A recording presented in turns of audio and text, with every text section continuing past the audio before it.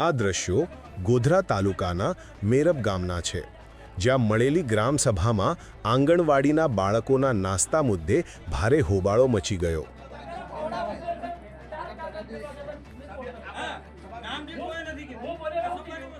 પંચમહાલના ગોધરા તાલુકાના મેરબ ગામના લોકોમાં વિકાસના કામો સમયસર ન થતા હોવાનો રોષ તો હતો જ, પણ વિવાદનું મુખ્ય કારણ બન્યું આંગણવાડીના ભૂલકાઓનો નાસ્તો.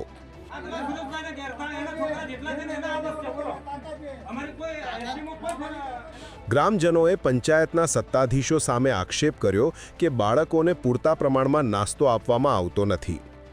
અચરજ પમાડે તેવી વાત એ હતી કે ગ્રામસભામાં બાળકોના નાસ્તાના મુદ્દે ગ્રામજનોએ સત્તાધીશોને ઘેર્યા, અને એ પણ બેઠકમાં નાસ્તો કરતા કરતા.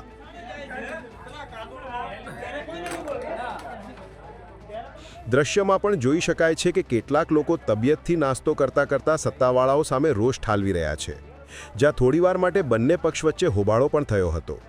જો કે વાત વધુ વણશે એ પહેલાં ગ્રામસભા સંકેલી લેવાઈ હતી, ત્યારે ઘટનાનો વિડીયો સોશિયલ મીડિયામાં વાયરલ થઈ રહ્યો છે.